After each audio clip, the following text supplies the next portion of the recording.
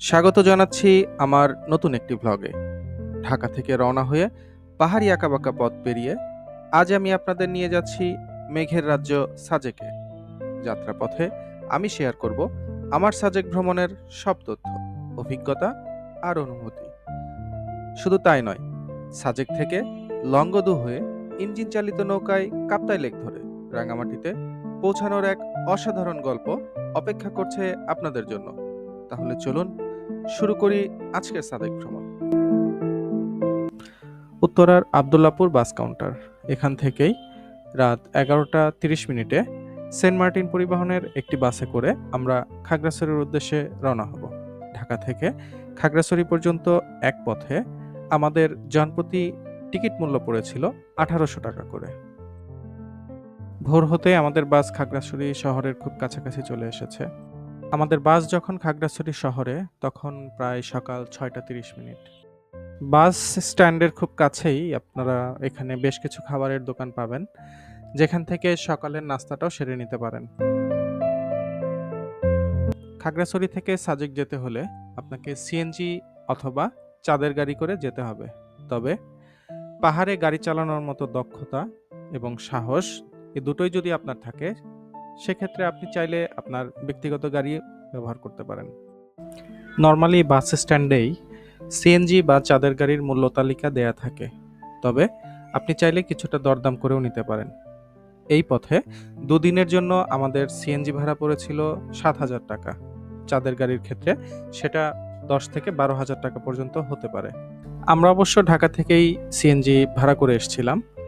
আপনারা চাইলে স্ক্রিনে দেয়া এই নাম্বারে যোগাযোগ করে আসতে পারেন। সকাল প্রায় 8টা, খাগড়াছড়ি শহরের নরম আলো আর কুয়াশা ভেজা বাতাসে আমরা শুরু করলাম দিনের সবচেয়ে প্রতীক্ষিত যাত্রা, সাজেকের পথে। শহর পেরিয়ে যখন দিঘিনালা বাজারের দিকে এগোচ্ছি, চারপাশের পাহাড়, জঙ্গল আর নরম রোদ যেন ধীরে ধীরে আমাদের নিয়ে যাচ্ছে আরো গভীর সবুজের দিকে। দিঘিনালা বাজার পাহাড়ের মাঝখানে দাঁড়িয়ে থাকা এক ছোট্ট কিন্তু জীবন্ত জনপদ। সকালবেলা এখানে পাহাড়ি নারীদের রঙিন পোশাক, আদিবাসী মানুষের প্রাণখোলা হাসি আর টাটকা সবজির দোকানগুলো বাজারটাকে আরো প্রাণবন্ত করে তোলে। সাজেক যাওয়ার পথে এই বাজারটাই যেন এক ধরনের গেটওয়ে। এখানেই শেষ মুহূর্তের কেনাকাটা সেরে নেওয়া যায়। পানি, চিপস, পাওয়ার ব্যাংক কিংবা প্রয়োজনীয় ছোটখাটো জিনিস। পাহাড়ি রাস্তার দীর্ঘ যাত্রার আগে এখানে কয়েক মিনিটের ব্রেক যেন একটু স্বস্তি এনে দেয়। প্রায় 40 মিনিট পর আমরা মাইনী নদী পার হয়ে পৌঁছে গেলাম বাগাইহাট বিজিবি ক্যাম্পে। সাজেক যাওয়ার পথে সবচেয়ে গুরুত্বপূর্ণ চেক পয়েন্ট এটি। এখান থেকেই প্রতিদিন পর্যটকদের জন্য দুবার স্কট ছাড়ে। প্রথম স্কট সকাল 10টায় আর দ্বিতীয়টি বিকাল 3টায়। আমরাও ঠিক সকাল 10টার স্কট ধরে আবার যাত্রা শুরু করব সাজেকের পথে। একটি গুরুত্বপূর্ণ তথ্য বলে রাখছি, এই পুরো এলাকা যেহেতু সংরক্ষিত ও নিরাপত্তা নিয়ন্ত্রিত অঞ্চল, তাই আমিও ব্যক্তিগতভাবে এখানকার ভিডিও ধারণ থেকে বিরত ছিলাম। বাংলাদেশ সেনাবাহিনী ও বর্ডার গার্ড বাংলাদেশ দুপক্ষই পর্যটকদের এই এলাকায় ভিডিও ধারণে নিরুৎসাহিত করে। তাই প্রতিটি পর্যটকেরই উচিত রাষ্ট্রের নিয়ম, নির্দেশনা এবং নিরাপত্তা নীতি সম্পূর্ণরূপে মেনে চলা, কারণ আমরা যেখানেই ভ্রমণ করি, নিরাপত্তা বাহিনীর প্রতি সম্মান দেখানো আমাদের দায়িত্ব। এই ক্যাম্পের পাশেই রয়েছে ছোট বড় কয়েকটি পাহাড়ি ফলের দোকান। দাম খুব বেশি নয়, কিন্তু স্বাদটা অসাধারণ, একেবারে পাহাড়ি সতেজতার মতোই প্রশান্তিকর। স্কট ছাড়ার অপেক্ষায় এই জায়গাটায় কয়েক মিনিট কাটানো যেন ভ্রমণের অংশই হয়ে যায়। অবশেষে ঠিক সকাল 10টা বাজতেই আবার পথ চলা শুরু। সবকিছু ঠিক থাকলে বাগাইহাট থেকে সাজেক পৌঁছাতে সময় লাগে দুপুর 12টা 30 থেকে 1টার মধ্যে। এবার চলুন সাজেকের পথের এই যাত্রায় হারিয়ে যায় সবুজে ঘেরা পাহাড়ি রাস্তা, যেখানে প্রতিটি বাঁক যেন এক নতুন সৌন্দর্যের দুয়ার খুলে দেয়। এবার যেতে যেতে আপনাদের জানাচ্ছি সাজেক সম্পর্কে বেশ কিছু তথ্য। সাজেক শুধু পাহাড় নয়, এটি একটি ইতিহাস, একটি সময়ের গল্প, একটি অঞ্চলের প্রাণ। বাংলাদেশের রাঙ্গামাটি জেলার বাঘাইছড়ি উপজেলায় অবস্থিত সাজেক ভ্যালি।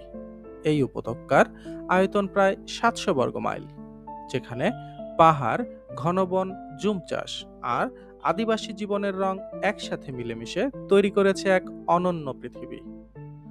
সাজেক নামটি এসেছে দুইটি নদীর নাম থেকে, সাজেক নদী ও কাসালং নদী। এই দুই নদী পাহাড়ের বুক চিরে বয়ে গেছে শান্তভাবে, আর এদের নামে আজ এই উপত্যকার পরিচয়। অনেক বছর আগে সাজেক ছিল শুধু সীমান্তের এক শান্ত নিরিবিলি গ্রাম, প্রধানত লুসাই ও পাংখো আদিবাসীদের বসতি, যেখানে বাইরের মানুষ খুবই কম আসত। পর্যটকদের জন্য সাজেকের দরজা খুলে যায় ২০০৮ থেকে ২০১০ সালের পর, যখন বাংলাদেশ সেনাবাহিনী এখানে রাস্তা, নিরাপত্তা ও যোগাযোগ ব্যবস্থার উন্নত করে। এরপর পরই শুরু হয় পর্যটকদের ধীরে ধীরে আগমন। ২০১৪ সালের পর সাজেক হয়ে ওঠে বাংলাদেশের অন্যতম জনপ্রিয় হিল স্টেশন। সাজেককে মেঘের রাজ্য বলা হয়, কারণ এখানে মেঘ খুব কাছ থেকে স্পর্শ করা যায়। মাঝে মাঝে এমনও হয় আপনি দাঁড়িয়ে আছেন রোদে, আর সামনে ধীরে ধীরে মেঘ ভেসে যাচ্ছে, ঠিক সিনেমা দৃশ্যের মতো। রুইলুই আর কংলাক সাজেকের দুটি সবচেয়ে পরিচিত গ্রাম। রুইলুই হলো উপরের অংশ, যেখানে বেশিরভাগ রিসোর্ট ও দর্শনীয় জায়গা, আর কংলাক সাজেকের সবচেয়ে উঁচু গ্রাম, যেখান থেকে দেখা যায় টানা পাহাড়ের সারি আর ভারতের মিজোরামের অংশ। অবশেষে বেলা ১২টা ৩০ মিনিটে আমরা পৌঁছে গেলাম সাজেক ভ্যালিতে। গতকালের দীর্ঘ যাত্রার পর আমরা বেশ ক্লান্ত, তাই খুব তাড়াতাড়ি রিসোর্টে চেক ইন করে সেরে নিয়েছি দুপুরের খাবার। আর এখন আমি আপনাদের নিয়ে যাব আমাদের সাজেক ভ্যালিতে, যেই রিসোর্টটিতে আমরা উঠেছি। সাজেকের এই অপরূপ প্রাকৃতিক সৌন্দর্যের মাঝে আমাদের আজকের ঠিকানা ছাউনি ইকো কুটির। সম্পূর্ণ প্রাকৃতিক পরিবেশ, বাঁশ ও কাঠ দিয়ে তৈরি এই কুটিরটি আপনাকে দিবে এক শান্ত, স্নিগ্ধ এবং নিরিবিলি অনুভূতি। রিসোর্টের প্রতিটি রুমই খুব পরিচ্ছন্ন, আরামদায়ক এবং প্রকৃতির সাথে দারুণভাবে মানানসই। তবে সবচেয়ে আকর্ষণীয় বিষয় হলো প্রতিটি রুমের সাথে থাকা এর ব্যালকনি। এখান থেকেই আপনি উপভোগ করতে পারবেন সাজেকের পাহাড়ের সারি, ভেসে বেড়ানো নরম মেঘ আর সকালের দারুণ সূর্যোদয়।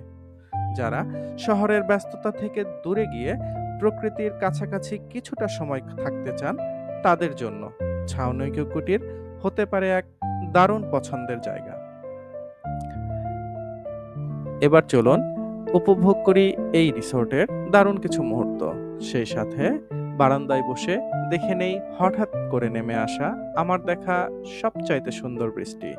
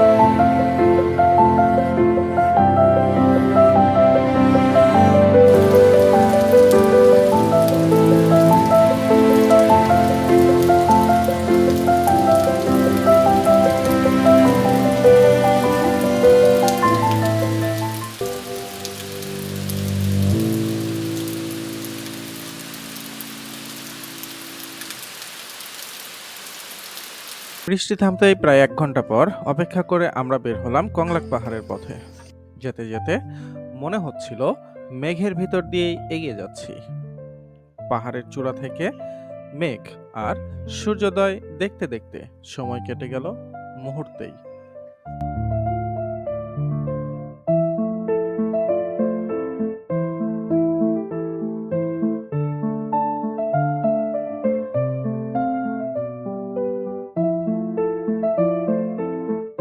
রাতে বের হলাম সাজেকের ফেমাস ব্যাম্বো চিকেন খেতে। স্বাদের দিক থেকে এবারও একদমই পারফেক্ট।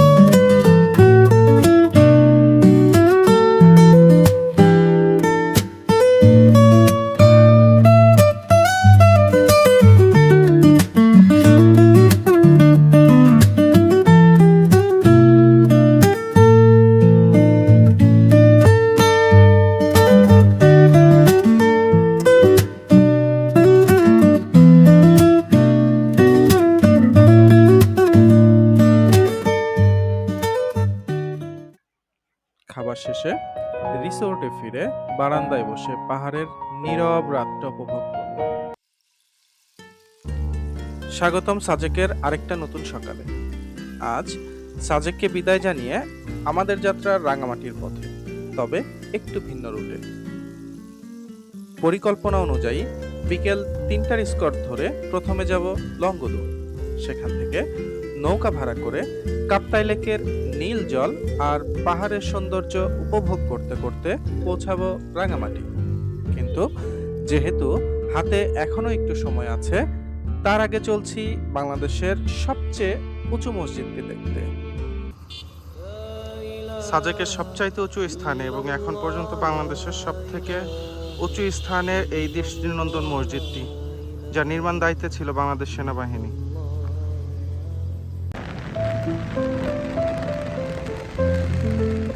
বেলা ৩:২০ আমরা যাত্রা করছি সাজেক থেকে লংগদু।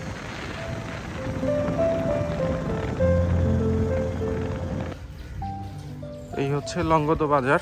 দীঘিনালা থেকে প্রায় ১.৫ ঘন্টার জার্নি শেষে আমরা এই বাজারে এসে পৌঁছেছি।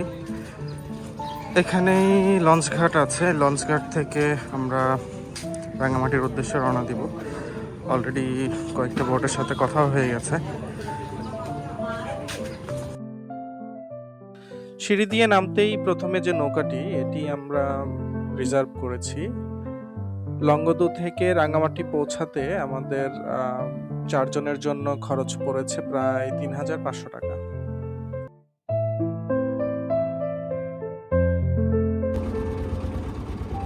আমাদের যাত্রা শুরু এখান থেকেই। সবকিছু ঠিক থাকলে আশা করছি আগামী ৪ থেকে ৫ ঘন্টার মধ্যেই পৌঁছে যাব রাঙামাটিতে। তবে যাত্রাপথে থাকছে দুটি ছোট কিন্তু সুন্দর বিরতি। প্রথমটি সুবলং বাজার, আর এরপর সুবলং ঝর্ণা। তাহলে চলুন যেতে যেতেই উপভোগ করি কাপ্তাই লেকের এই অনিন্দ্য সুন্দর জলরাশি আর চারপাশের মুগ্ধকর প্রকৃতি।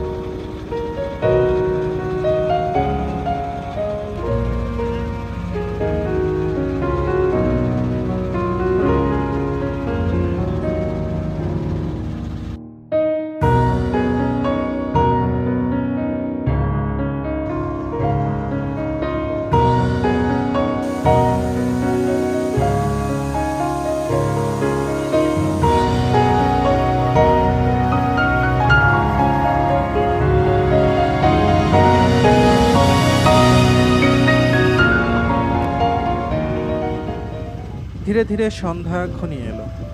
অবশেষে রাত প্রায় ৮টার দিকে আমরা পৌঁছে গেলাম রাঙামাটি শহরে। সাজেক এবং রাঙামাটি ভ্রমণের এই গল্পটি এখানেই শেষ করছি। ইনশাল্লাহ আজ রাতের বাসেই আমরা ঢাকার উদ্দেশ্যে রওনা হব।